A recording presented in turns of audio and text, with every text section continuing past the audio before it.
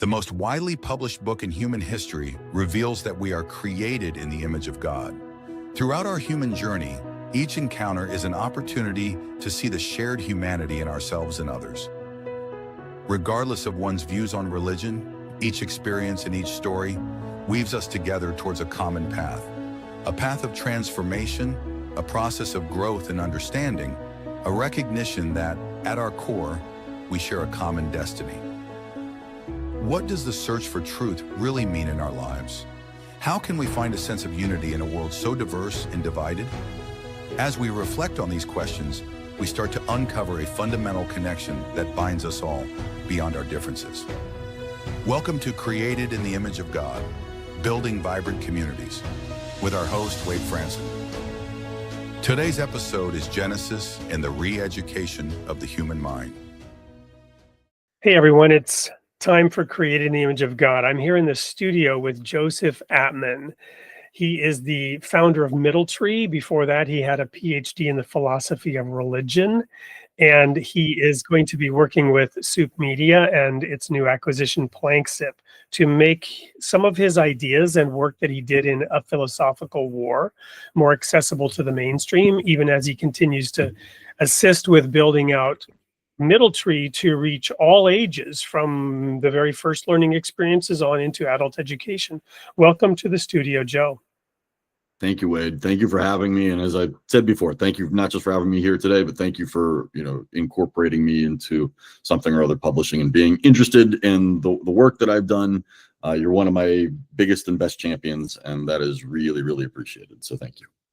Well, your work really, really resonated with me, not only because it dives into the book of Genesis, which is probably my favorite book of all.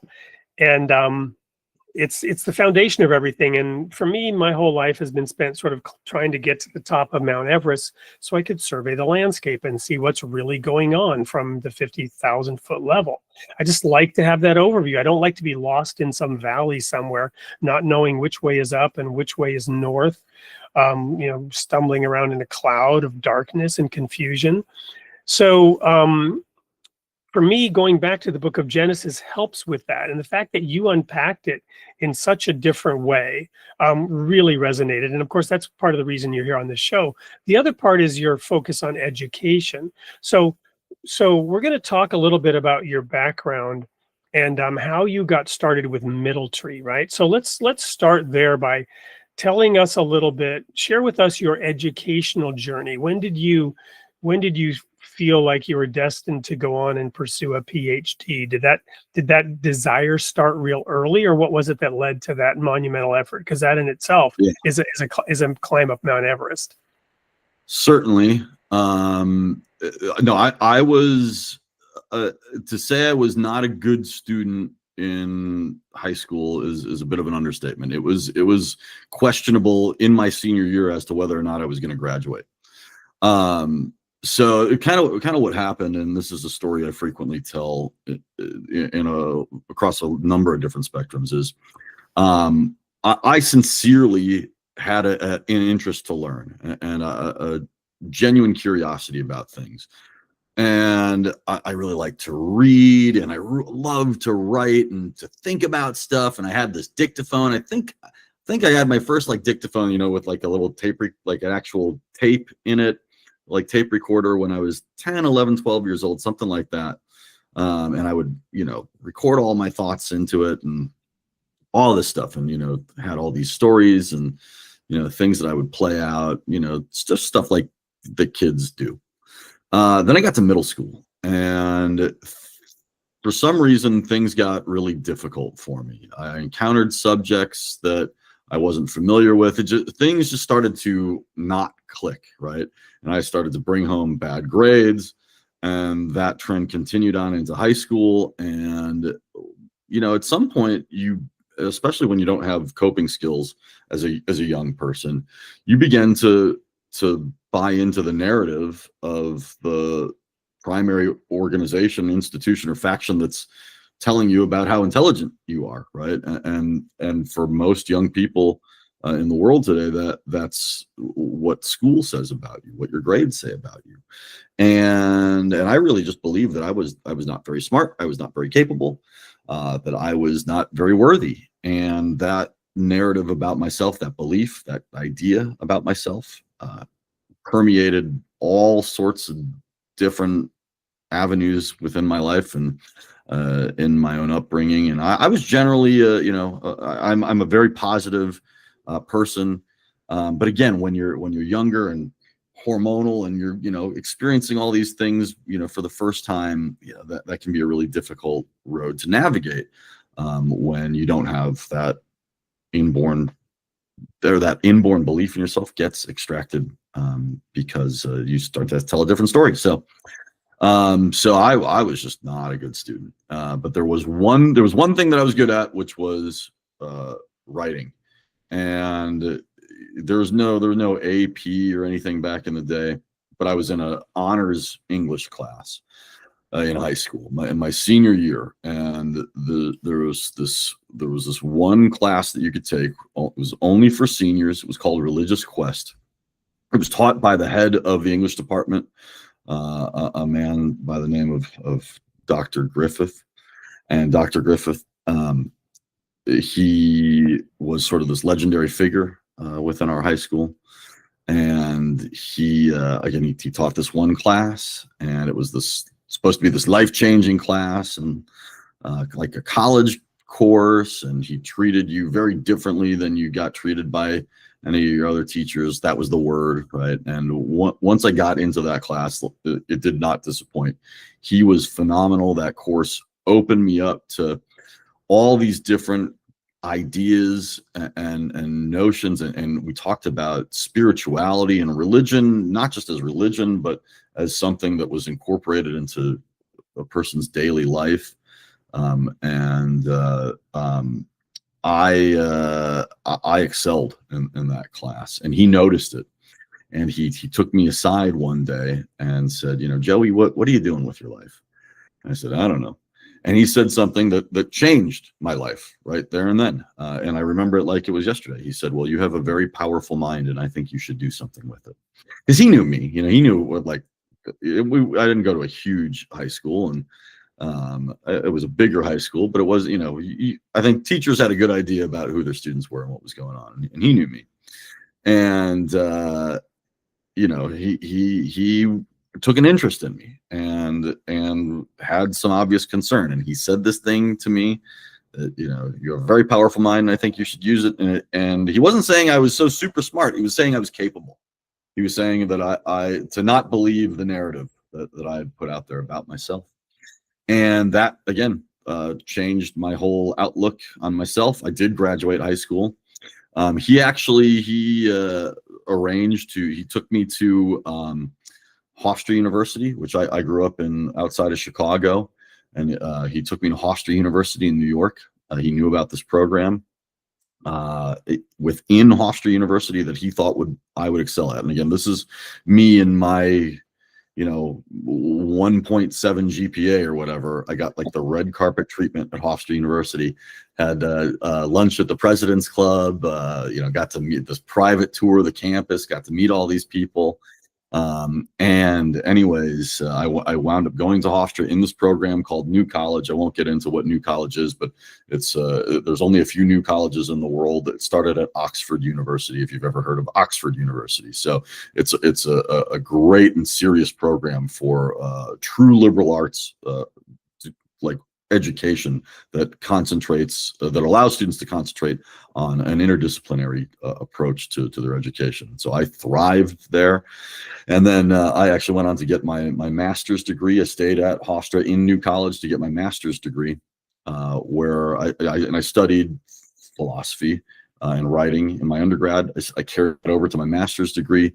And then when it was time to graduate, or coming up to time to graduate, I was still so enthralled in my work academically within my master's. And I was given such a chance to explore the subjects that I was doing. Is the master's degree. And New College is very different. Maybe I should get into what New College is, because it's really a unique approach to education in and of itself.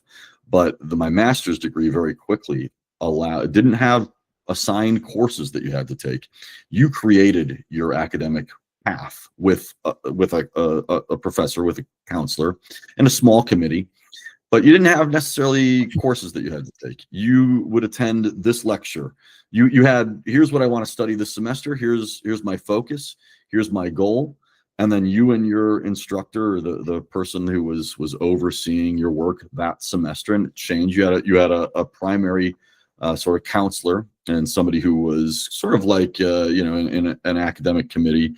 You had your primary person who was helping you to navigate the entirety of that academic path.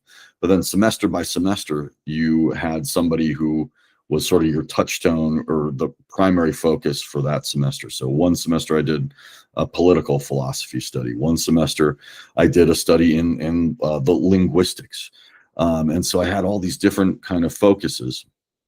And that being able to sculpt my own interests led me further into the path. Because of course, if you're interested and you get to choose what you want to study, that's going to lead you into more and more curiosity, and more passion about what you're looking at. You're not being dictated to find out, what your actual academic path is. You get to carve that road yourself.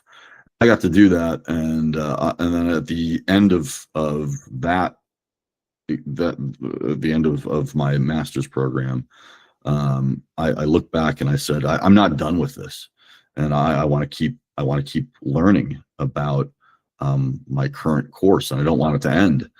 And I looked back at everything that I was interested in academically, and of course it was philosophy. I knew that was going to be a part of it, but really the thing that I was most interested within philosophy was religion and theology, most specifically. And then so I applied to a number of different doctoral programs throughout the country. Got some offers. I thought I was going to come back home to Chicago to be Chicago's got a great theological consortium, and I got a couple of solid offers, specifically at the University of Chicago's seminary program, that I was going to take. It made sense. I was going to get to go home, and be back with my family for the first time in 10 plus years, and I was excited about that. But then Claremont Graduate University in Southern California gave me an offer that I really could not refuse. And offered me one of only a few. I think there was only 5 or 6 openings, or that they had given offers to for their PhD class of 2007 in the Philosophy of Religion and Theology department. So I took it, and I met some amazing people. These are world-class scholars and individuals at Claremont. Did my work, there for 2 years of coursework and dissertation writing and exams and all that. But I also got connected to an independent seminary while I was in Claremont, and did some work with them. And the seminary really focused primarily on educating religious leaders of any denomination or faction. Jewish, Muslim, Christian, whatever. They were training they were training religious leaders in both academia and their own particular spiritual practices and denominational ones as well. And I was appointed the interim president of that seminary, which was St. Mary's at the time, out of Cortez, Colorado. And we actually moved that seminary from Cortez, Colorado to Claremont, and made it a part of the Claremont School of Theology. I went to Claremont Graduate University, but there's also a Claremont School of Theology in Claremont, and we merged those two seminaries. And more accurately, St. Mary's was a partnership program with the Claremont School of Theology, where our students could also graduate with Claremont School of Theology degree.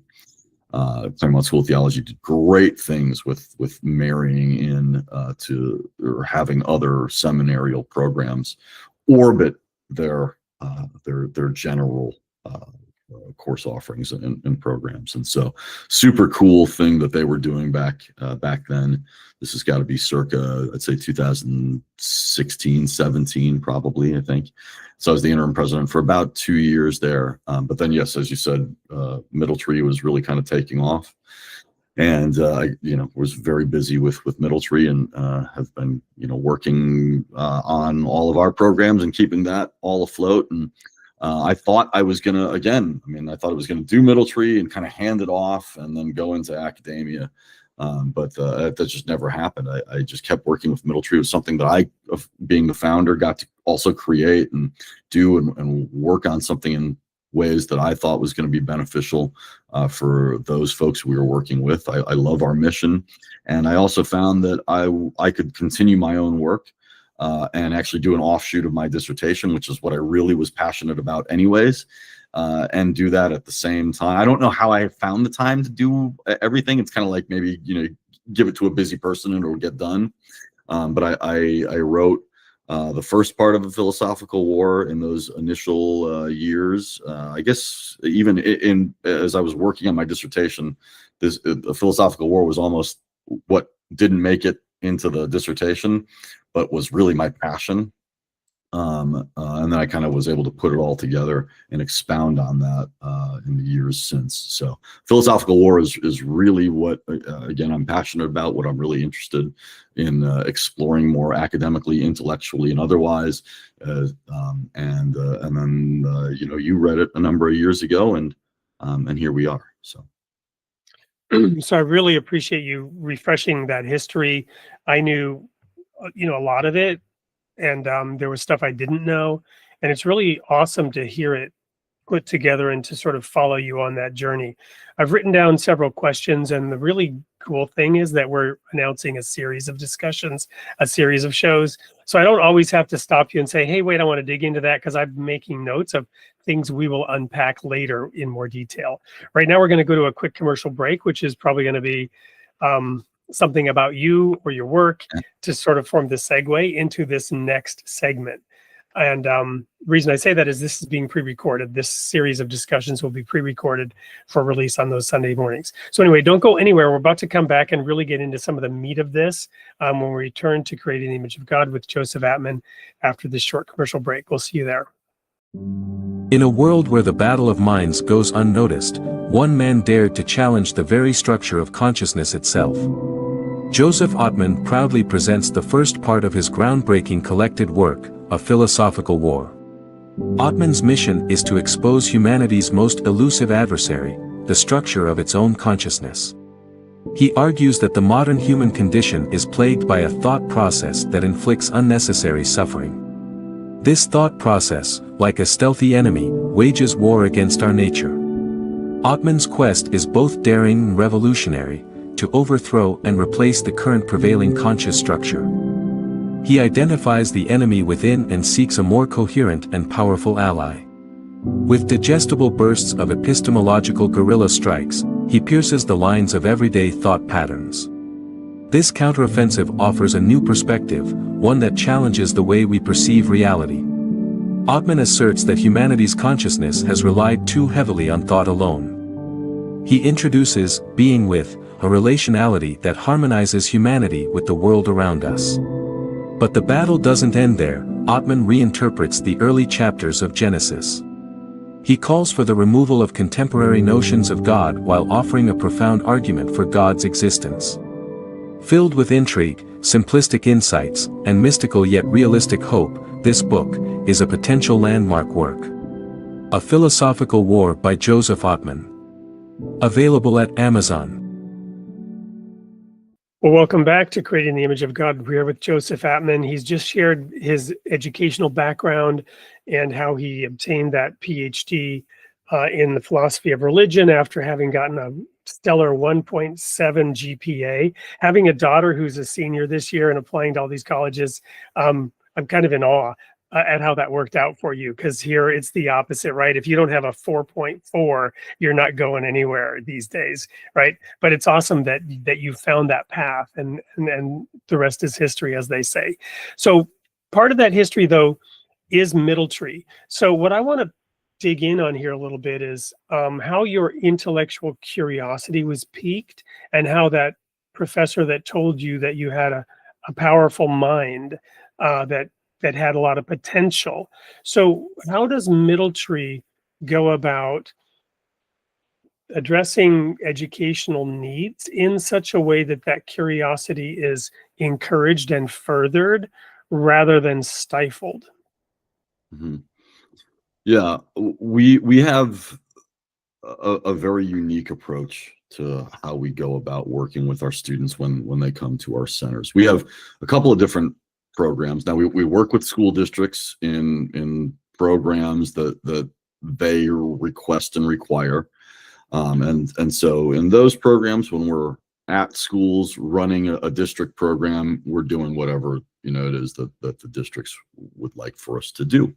However, if students are coming to us directly and are working with us at our centers, we have this very distinctive, and it's a very simple model, but it's an approach that most people don't really take, and yet it's a very obvious one, and it really does harken back to Dr. Griffith saying to me, that I was capable, and to having somebody believe in me. And yeah, I would not have gotten into, maybe even community college with that GPA, but somebody advocated for me and believed in me, and went so far as to almost literally take me by the hand and say, I'm gonna drop you here because this is the place for you. So we try and be that for all of our students who come to us directly, and of course through our district programs. But when students are coming to us directly at our centers, we're able to really work with them on Middletree's exact mission.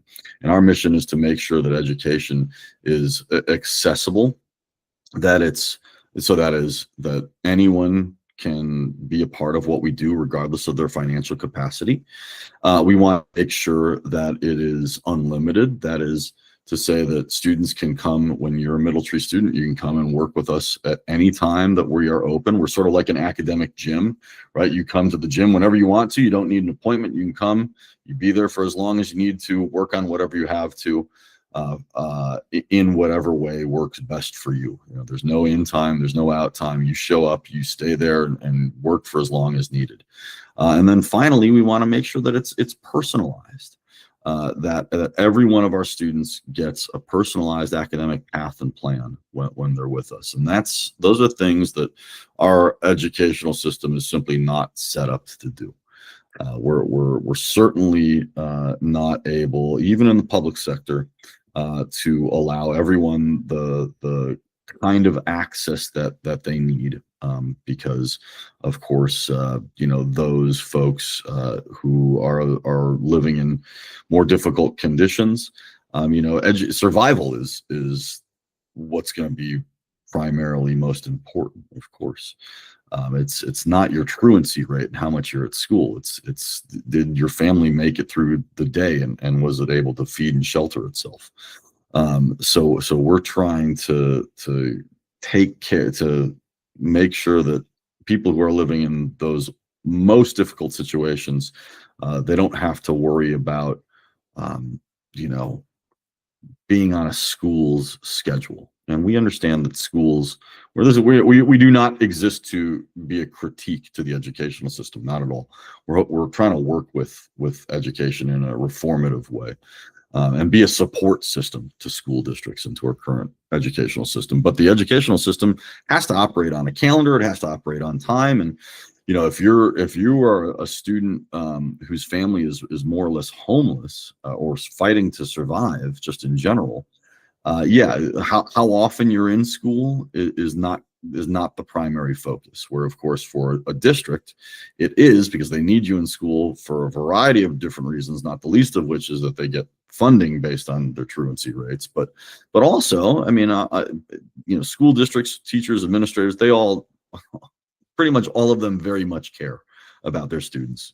There are very few people who get into education who are apathetic towards students or humanity in general. I think the vast majority of people who get into education are highly compassionate folks who want to make a real and true difference in people's lives, and yet they get over encumbered by a system that is not set up to work with individuals, but is set up to be a system itself. And so they need people to attend regardless of their circumstances as often as possible, because we've got to not only get you, in the doors for their own financial reasons, but, on a personal level with students, we need them to learn so that we can advance first graders in second grade and second graders in the third grade. And how do you do that?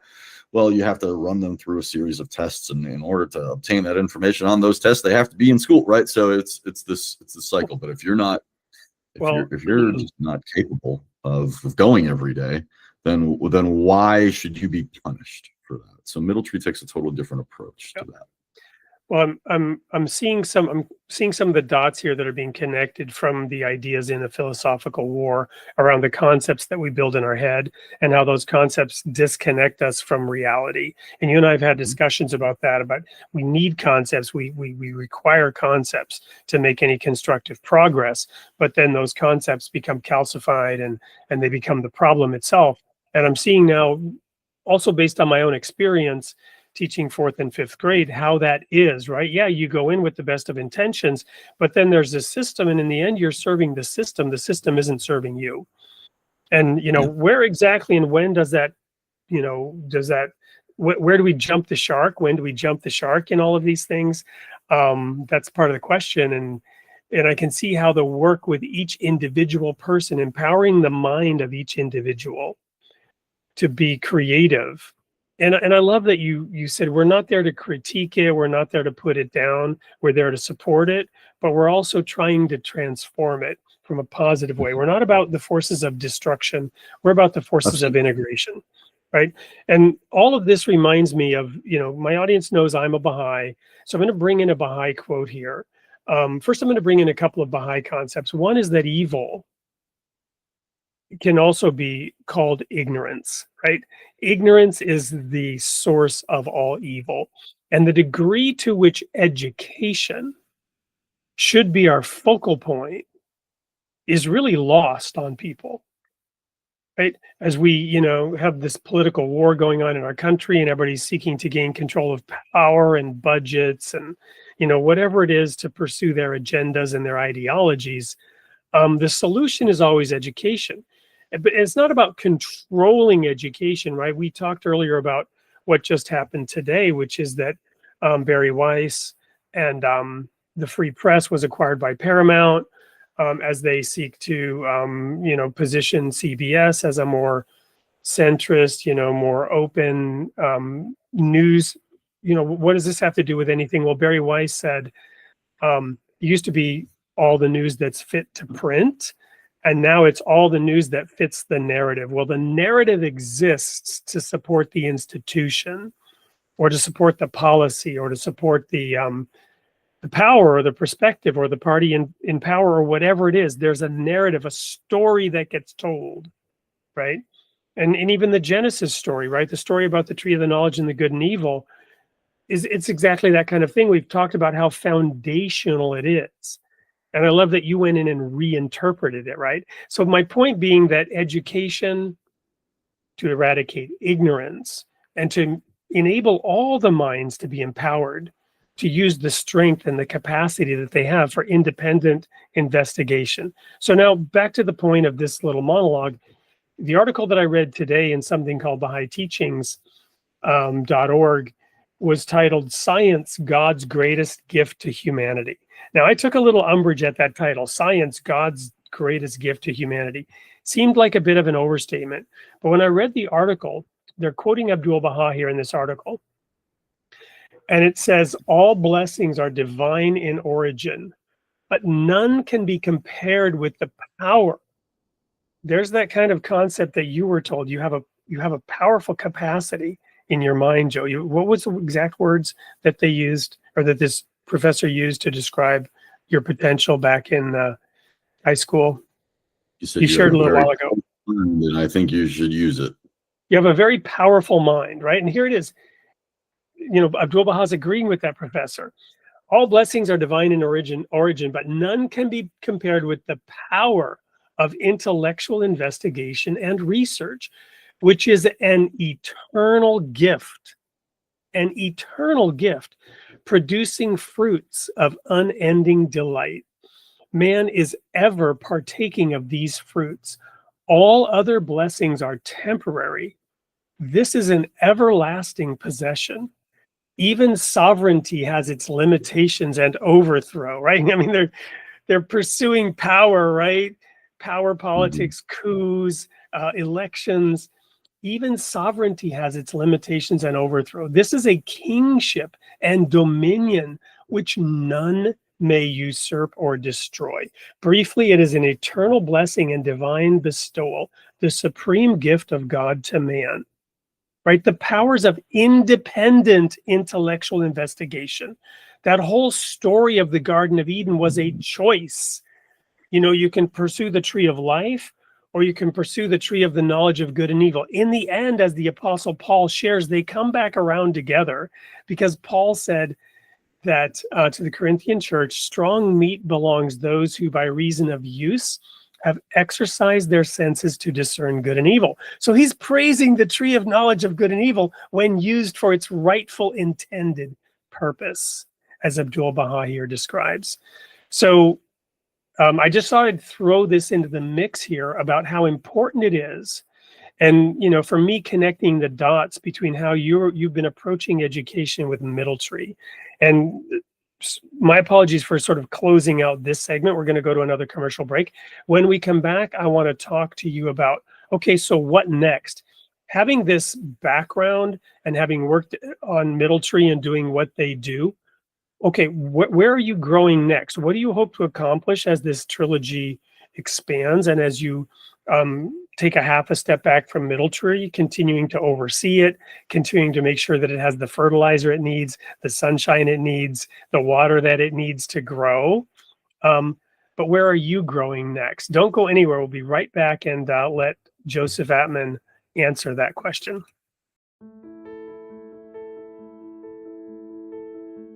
Middletree got started by a group of educators who wanted to see education done in a different way. Socioeconomic status is the primary factor in whether a person is admitted to college at present. And we think that that is simply, well, unfair. And so our mission is to work against that by allowing people from less privileged backgrounds access to the tools that people from more privileged backgrounds are able to have. The programs that we offer here are tutoring, college counseling, ACT and SAT test prep, and our summer seed program. The tutoring program is unlike any other on the planet that I'm aware of, in that we allow students to be here on a membership basis. Students can come as often as they'd like to without an appointment, and they can be here for as long as they want to. I really like helping kids understand things that they have been told that they're not good at. In 6th grade, that's when I noticed like my grades started to like go up, especially in math. That's usually where I need my help. I prefer to be able to just have fun with the kids in a way that inspires them to want to learn more and to have fun while they're learning. The way they do it here, like they just have like that vibe, you know, if they make it fun. We don't have a system here, we don't have a workbook, we don't have an actual program. We have individual students, and we approach each and every individual student as individuals. I love to go finish my homework so I can go home, chill, and just play video games or something like that. What Middletree did for me was it gave me back my time after dinner or before dinner to do things with my son that let me be mom. It gave me back my mom time. I came here and I finished the year with a B in math, which came up from an F, which I totally think is because of this place. I had A's and B's completely. We really want to make sure that we're reaching people on their levels. If you don't understand something, they will help you until you feel comfortable with it. I like to empower my students to use their voices. They want you to like ask questions, and they want you to like learn better than you ever did before. Really, all we really want are for our kids to be healthy and happy. And I think Middletree embraces each kid being their best self, being their individualized self.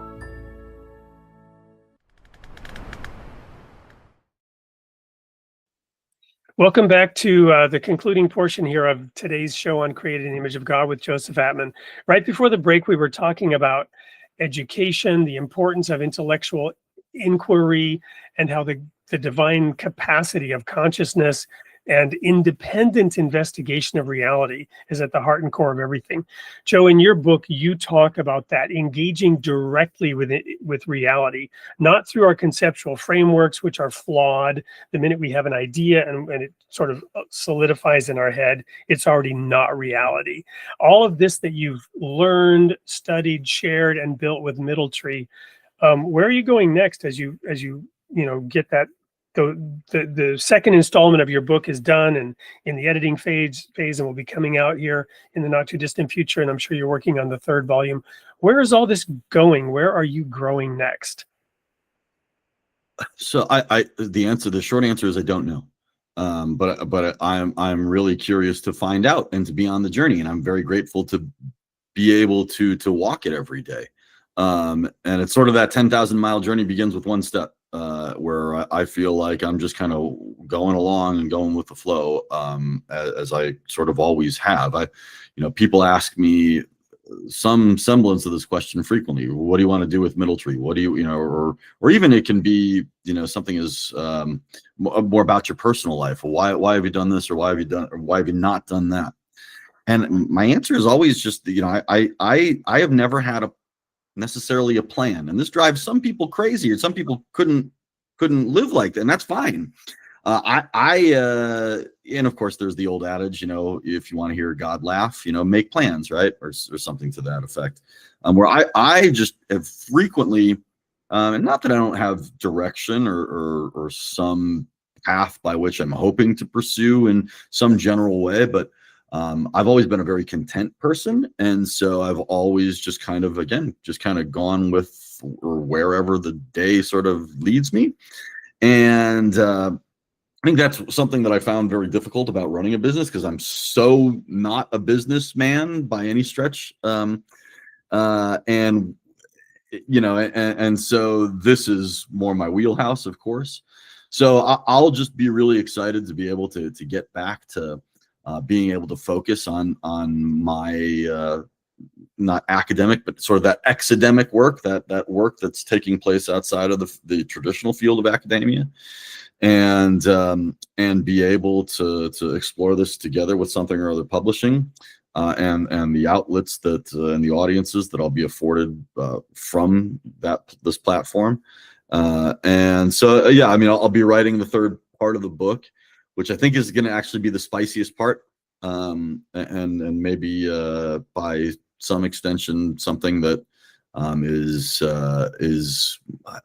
to say that things are groundbreaking within philosophy. Like, I don't want to sound like it's like so important, or like, so like that I have some esoteric knowledge that no one else possesses. But I think in much the way that the philosophical work, that first part sort of brings to the fore something that was kind of always there all along. The third part really is going to almost kind of take the mask off of some folks or some ideas and some ways and modes of being, and unveil some things and give us some surprises as well. And so I'm really, really excited and anxious to bring that to people's awareness.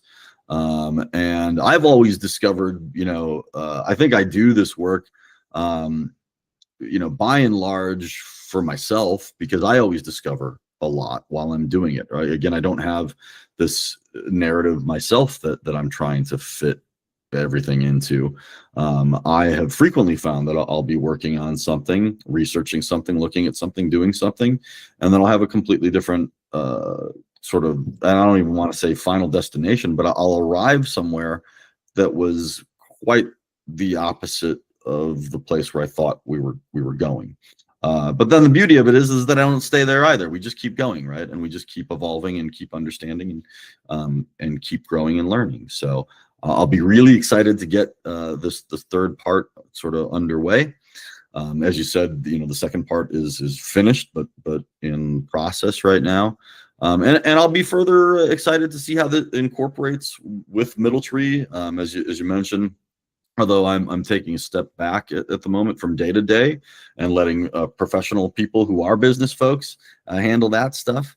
But I'm still very much a part of Middletree and overseeing the mission. And as the founder and CEO, still am very involved in the direction of the organization. So I'll be interested to see how, because at every step of the philosophical war journey that I've taken, that's influenced and affected something that we've done at Middletree. So I'll be interested to see what's next with that as well. Yeah, so there are a couple of comments here. One is, you said earlier, if you want to see God laugh, make plans. And then there's this sort of parallel comment to that, which is, if you don't know where you're going, you're probably going to end up somewhere else, right? So it's kind of a yin-yang mix of those two things. And as you go along, and now say, what I want to find out next is, when you talk about taking off the mask, right, and challenging people's core concepts, what is the feedback so far, and what do you expect, and how will that change you, right? So do you expect that your work is sort of perfect as it comes out because it's so well thought out? Or do you expect that you will learn something about your own framework, your own concepts that might change? And is that part of why you don't try to, well, to put it differently, this is apparently a quote that's been out there for some time, but I only heard it recently, and that is, strong beliefs loosely held. Mm-hmm. Yeah, I think that's a great way to put it, because as I was sort of saying, just a moment ago, is I'll frequently have an idea about where I want to go to. It's kind of like planning out. I love to walk, and I love to hike, and I love to go out in nature. Like, I know the route that I'm going to take, I think. Although on the way there might be a tree, and then you got to go around, or I might see this, other trail that I've never been on, or something over here, so you go different places, or you go different places than you expected, and that's okay, because I do have an idea about what I want to do and where I want to go, but I'm very, very open to letting that unfold in whatever way that it actually does. So with my academic work, with the philosophical work stuff, I'm very frequently will change a thought or a mode or a position based on my own discovery. So I'm never trying to make the work fit the pre-established narrative, as you were just talking with the gal at CBS. Who had mentioned that's what had been happening in journalism, right? Is that it's not what is published is not or what's fit for print, right?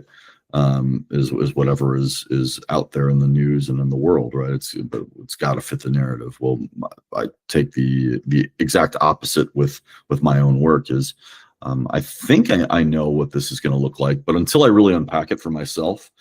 And you have to really sit with it, and you have to be honest and open, and really have a dialogue, I think, with yourself. And this is why I don't have that tape recorder anymore. I've got, the same thing we all do, the smartphone, and I record all of my thoughts before I write them down, and before I actually do the writing, because I'm able to talk things out with myself. And actually, a lot of these are up on my website. A lot of the philosophical recordings that I've done over the years are up on the website. There are some longer ones. They're short, long, and medium-sized ones that are almost like their own little podcasts of themselves, but my own philosophical musings amongst myself. And so you can kind of see my process sort of work out. And I'd never really intended that to get out there, but we decided once we had a website, we might as well put that out as content. And I think we're going to put that out in our Substack that's coming out here with, under something or other publishing as well. So anyways, it's almost like I was the original content creator in a lot of ways before there was, all these platforms. And yet I've never been all that interested to get that out there in the current age necessarily, but it is up there. But I'm very open to, and very public about my own process, And I think we all need to sit with it and again have an honest and earnest dialogue within ourselves, quite literally, or with ourselves out loud, as I do and have published out there about certain topics. Because when you work that out with yourself, you discover things about not only the topic itself, but yourself, your position, who you are. And I think that exercise in and of itself is has value beyond value. Well, and I couldn't agree more. And, you know, having launched into this podcast series, which now is twice a week, I'm meeting with lots of different people briefly to find out if they're a fit for the show. And then I'm actually recording the show with multiple people. And I'm reminded actually of something that you said earlier when you were talking about this Claremont School of Theology and what you did there. And that's out in the neck of the woods where I was living at that time. And when I resigned from the ministry full time to separate my faith from my paycheck, part of what I wanted to do was form like discussion groups. And so for example, I tried to pull this group together, and we started out by saying, look, everyone read Romans chapter 12. And then we'll all come together and we'll talk about Romans chapter 12. Bring your ideas, bring your thoughts. We'll just talk about it. And the people couldn't do it. They didn't have the capacity and the training to just have an open discussion to formulate their original ideas. Part of the reason why I resigned from the ministry was exactly that. People wanted to sit in the pews and be told what it meant. Mm-hmm. Well, it's much easier. And I wanted to discover what it really meant by having different perspectives talk about it live, right? And so now we're doing this show, and so it's occurring to me that, we're going to be bringing in other thought leaders and having a variety of discussions, both in Planksip, in article format, but also in live discussions. And we might bring some other people into this dialogue that you and I are having. And it's not a debate. It's not about trying to prove one side right and one side wrong, which is the definition of a debate. Now, obviously, for the listeners of a debate, as those two people, battle it out on the stage, the listeners can form their own opinion, and that's great.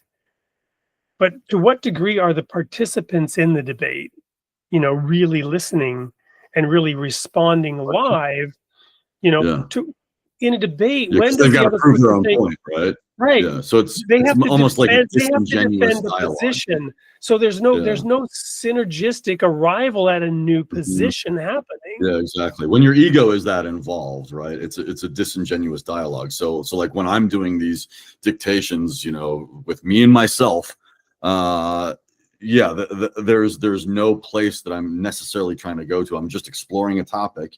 And those would be the best debates. Is here, let's have two people just talk about something without necessarily a position. They might arrive at something, and they might within that dialogue come to diverge and see that we have a vast gulf here amongst positions, and that's fine. But yeah, it's not necessarily a genuine discovery in those debate formats the way that they're positioned, right? Where it would be very interesting to have.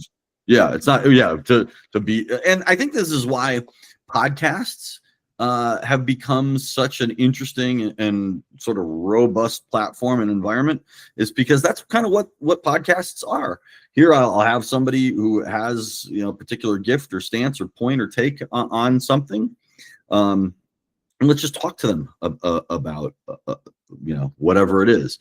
That said, sometimes the problem with podcasts is you just have the host who doesn't know all that much, and then just the expert just talks. So there's not as much of the dialogue. But that's also why I think that some of the more popular podcast hosts are popular, because they are able to engage in an actual dialogue with their guests and have some pushback and have some actual real discussion within that, right? And this gets back to what you were talking about earlier, and this might be a good place to end it, sort of bring back full circle.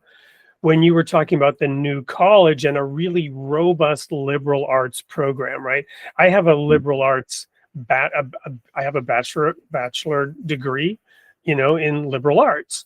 And that was the philosophy, right? So now our bias was the Word of God is the foundation of all knowledge. So it was Bible-based. But it was a true liberal arts program. And yeah, we approached these topics with that biblical bias.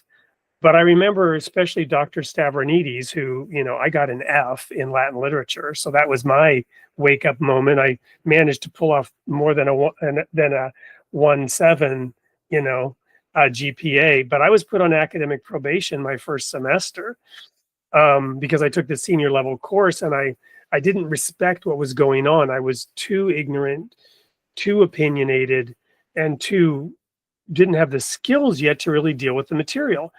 But Dr. Stavronidis, who taught the class, was awesome, and he fostered that kind of open investigation, right? Which I took then to heart throughout the rest of my education there, and had him again as a senior for the class that every theology student dreaded that you had to pass to get your degree, and I passed it with flying colors, and later got into a discussion with him at a ministerial conference in Colmar, France, in front of the collected European ministry, where I, the student, was using some of the methods that the master had taught me to sort of say, I think you're wrong about this one topic.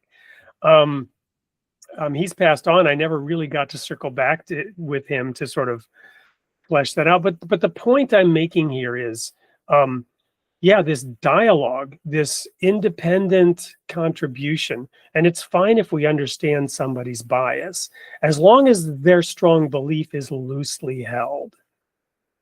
Mm-hmm. Yeah. It's okay. I mean, you wanna understand where people are coming from and respect that, of course. And I don't think it's anyone's obligation to change the mind of anyone else, but I do think that we're all obligated to engage with one another and be honest with ourselves and engage with one another, not to appease other people, but to politely say that that's not how I see it, per se, and here's why, and maybe not change my mind, but just again be very willing to have that open dialogue. And that's something, especially in light of recent events, that I think we really need to kind of take another look at and go back and make sure that we're doing that with consistency and sincerity, because it's so important to have that open mind and the open dialogue that then inevitably follows, whether that's with yourself or with somebody else. So. Well, and you've mentioned Something or Other Publishing a number of times, because they will be publishing your books. And Something or Other Publishing, SOOP, we call it SOUP. SOUP Media is the company now that owns Something or Other Publishing and has also acquired Planksip. So as we put these various components together to have this kind of dialogue, right? I look forward very much with you to figuring out, okay, how does Planksip fit into this, right? Because Planksip is a philosophical outlet that focuses on trying to present new ideas, original ideas, fresh ideas from all over the place in such a manner that they might be taken seriously by academia, right? And so there are a number of components here that are coming together, and I love the way you framed it of, we don't really know we know the sun will come up tomorrow, but will it be a cloudy day, a rainy day, a hot day? Will there be a big wind? Will there be a storm? We don't know exactly. And we're looking forward to finding that out together. I think we're at a really interesting juncture here in the journey that started when I got a hold of your book and started reading and said, I got to talk to this guy. What is he going on about here with, our concepts are flawed and we're not even engaging with reality and all this stuff. So, Joe, it's really been a pleasure getting to know you better, even right here on this podcast. Anything you want to add here as we wrap it up for today? We'll pick up where we left off next time, of course, which I can't predict exactly when it'll be, probably 3 or 4 weeks from now, maybe 5 or 6. We'll try to target a month, but I'm not setting any specific dates in the sand right now. That'll unfold over the next couple of months, probably. Yeah, no, just that, again, I'm really thankful that my work has found a home and found a champion in you and the folks at Something or Other and SOUP Media. And I'm just excited to see what lies ahead, and I hope people find it useful at this point and stage in my life and career. I don't want, I'm content, right? I've done the work already. If it resonates with people, if there's an audience for it, wonderful. But I'm just happy that I get to do it, and that there is an outlet for it so that people can access it if they'd like to. So I'm really excited just to get on with it and keep doing it. So awesome. Well, we'll welcome you back here very soon. Meanwhile, there's one more thing we have to do today, and that is to air the sneak peek for next week's show. So stay tuned. That'll come up next. And for everybody else, remember, you're created in the image of God, and God loves his creation. We'll see you next week.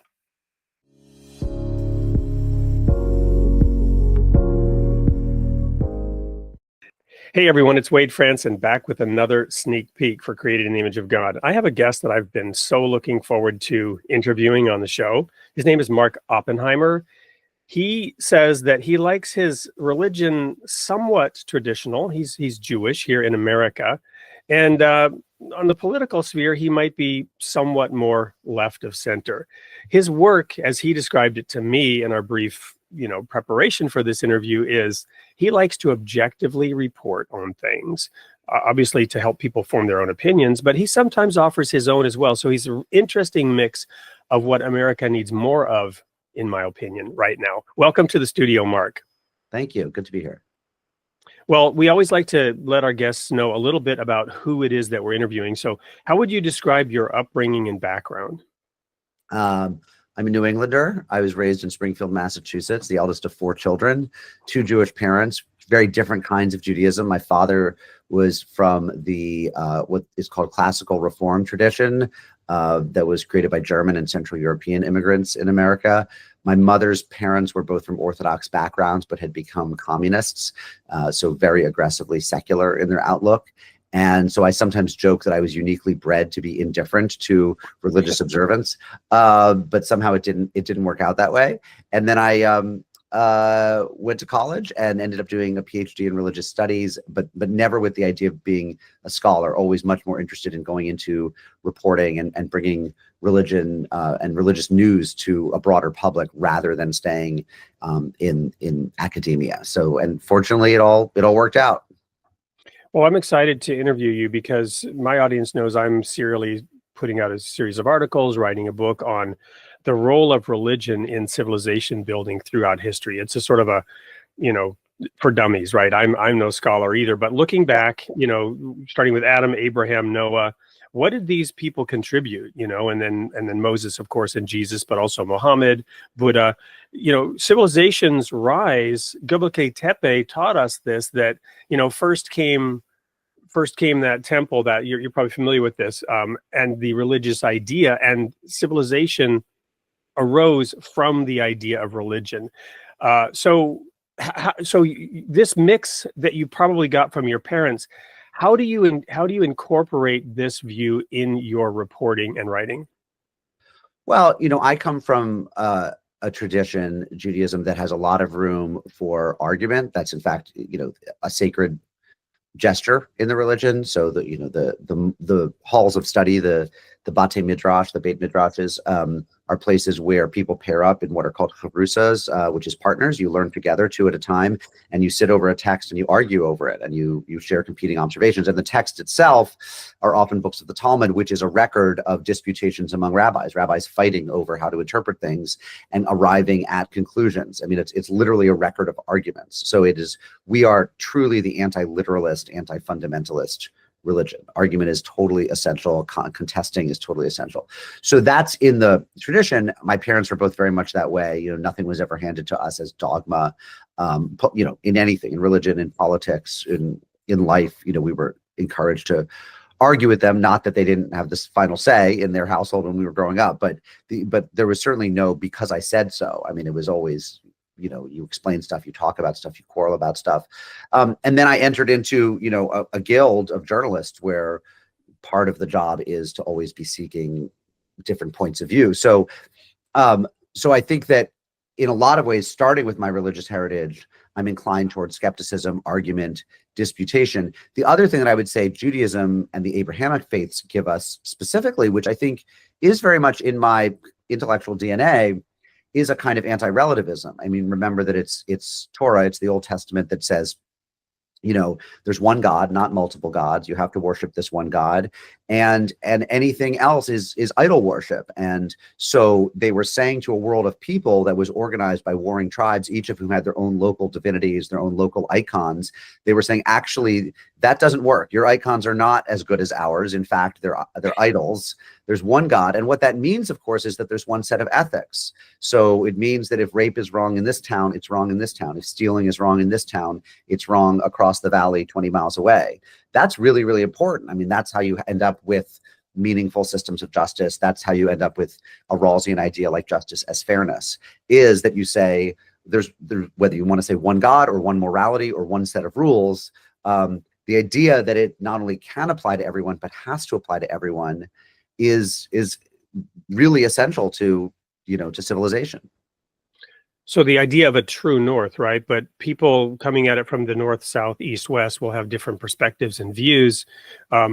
There's maybe a thesis and an antithesis, and it's up to each person to form their own synthesis in light of understanding that there is a true north. Is that right? fair?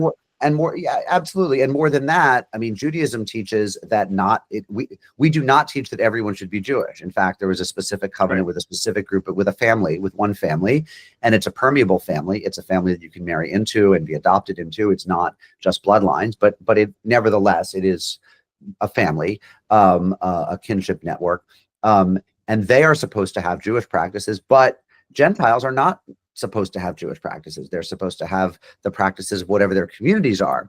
But even there, you have the Noahide covenant, right? And right. The righteous among the nations. So there was a full standard for all people, and then the Jews had specific requirements that were not applied to everybody else. Yeah, and by the count of Maimonides, the medieval Iberian sage, there are 613 mitzvot or commandments that apply to Jews.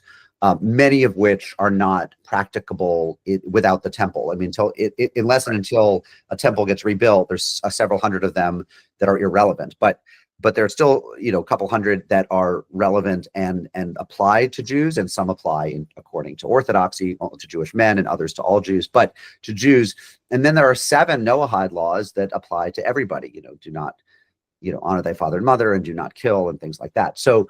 Is blood also that you shouldn't be eating blood? Is that one of the Noahide laws? Yeah, the dietary laws are not among the Noahide laws, I don't think. Okay. So we'll research it before the show. Yeah. I'm gonna crash land this plane now, but everyone needs to tune in, because what we're seeing here. We're gonna keep going. This is the sneak peek, short one. So what we're seeing here, folks, is that you can't really truly understand the modern world and some of the issues and challenges that we're having on the face of this planet right now. Some of the top issues can be much better understood by taking a little bit of what Mark has, which is that deep study into religion and its role in society. So Mark, I could not be more excited about spending a whole hour with you in front of a live audience on October 1st.